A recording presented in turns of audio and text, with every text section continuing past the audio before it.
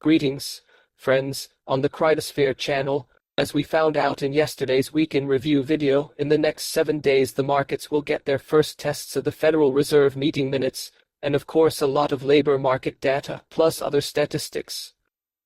This will bring a little bit of sense to the markets, which due to the holidays are in a state of low liquidity. As practice shows, after the holidays, these markets quickly gain momentum and everything comes back to a certain norm in terms of liquidity. As for Monday morning, the heat map of the cryptocurrency market in front of your eyes. Now at the time of recording this video, Bitcoin is worth $99,000, and if you look at the Chicago Mercantile Exchange, Bitcoin met resistance at the mark of $100,000, and the second point that I want to emphasize is a calm start without different kinds of distortions. I mean gaps. Recently, there were enough gaps. Almost every opening, we saw a certain gap, and of course, during the pre-holiday trading we also felt nervousness. Also, I probably want to show this table talking about the cryptocurrency market. According to Coinless, the nearest concentration of liquidity is at the $130 mark. If you look at this chart in its entirety, there is nothing even close to that. As was pointed out in the Telegram chat, that yes, of course, $7530 is also such a magnet for this very liquidity, but it is $130 that is such a seriously noticeable blow. Therefore, it is not surprising that the first such even mini-trail attempt to break through this mark in Chicago was not successful. Let's assume that this is not spoofing, when some dishonest exchanges make fake orders to remove them sharply in case of something, because the mark itself is round $100,000 speaks for itself. Yes, in the Telegram channel, closer to the evening, there is this chart with a description, but not everyone understood what is going on here, and now, I think, in the video to understand it more or less in detail. So, one of the analysts, rolling out this story here, made this caption that so far the market has absorbed almost 1,100,000 bitcoins from long-term holders. Long-term holders they are. But the word long alone basically says a lot, and if you put short in the place of long, it would therefore be short-term holders. Alright, that's a remark, and so the analyst writes that Bitcoin, the supply of long holders has bottomed out, and he says that over the last week the supply has increased and it should continue to increase. You see, there's a red circle at the end of the chart, and I just circled this last week, and that gave this analyst a lot of optimism. Then he says that 155 days ago was August 3, and long-term holders are those people who hold for more than 155 days. So, then there was a serious situation that was connected with the Japanese yen, with Japan, then everything was collapsing, plus we remember the data on labor force in the US. And then Bitcoin fell from $70,000 to $49,000. Accordingly, the smart money sharply began to buy and sell understandably at $49,000. Long-term holders did not want to, which led to an active buildup of positions. As soon as Bitcoin reached the mark of $100,000, on this psychology we see, sales began, which, again, so far stopped only now.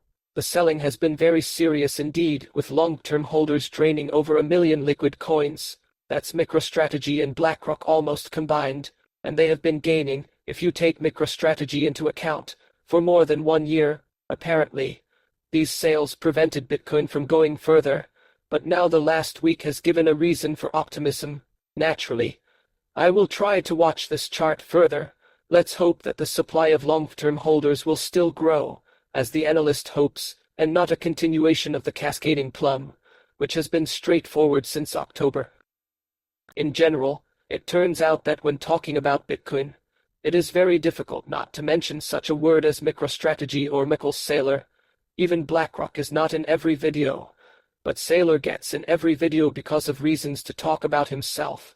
But here and it is clear, and today in the video there is again a reason.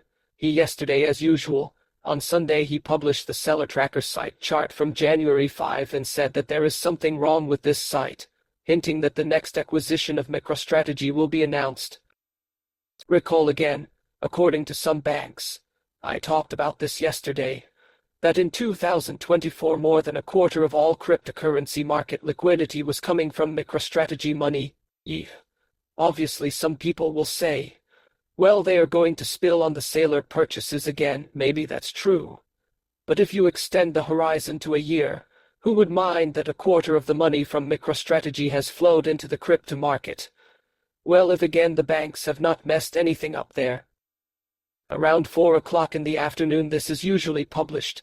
I will try to post as quickly as possible as soon as this information is available. In the meantime, Sailor does not want to stop. In fact, the latest information says that he will get a few billion in additional money, which he will convert into bitcoins. What to say? The holiday season is such a time, especially the new year traditionally adds only emotions, and most people probably have less pure observation of the information background. As we move forward, I have collected a lot of charts that tell us what has been happening in the traditional market lately. I think this compilation is very good and I make one caveat. Here we put the word has been as always. Well, what has been happening lately is this. Over the last 5 sessions hashed funds have been selling large amounts of stocks at the fastest pace in 7 months. Not only that, if we move to shorts, here also the players are not indifferent and we see that recently there has been a noticeable increase in the popularity of this instrument.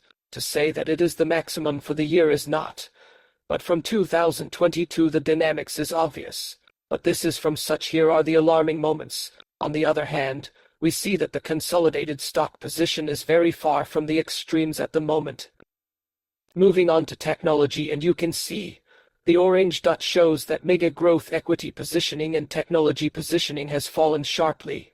Next we take call options in the SP 500, and in a continuation of the technology theme, we see a significant decline in the net volume of these very calls in this sector. Confusion or not, the exposure to this crazy 7 remains depressed at this second. On the other hand, as the technicians say, the powerful trend of this crazy 7 remains intact for now. The 50-day moving average is not showing any noteworthy anomalies so far. That's such a brief description of what's going on. I hope this information has been helpful. And of course, friends, I recommend subscribing to the channel, where you will find a lot of additional information on both cryptocurrency and traditional market. There is always something to complete the picture of the day. Well, for example, brokers are already paying attention to MicroStrategy.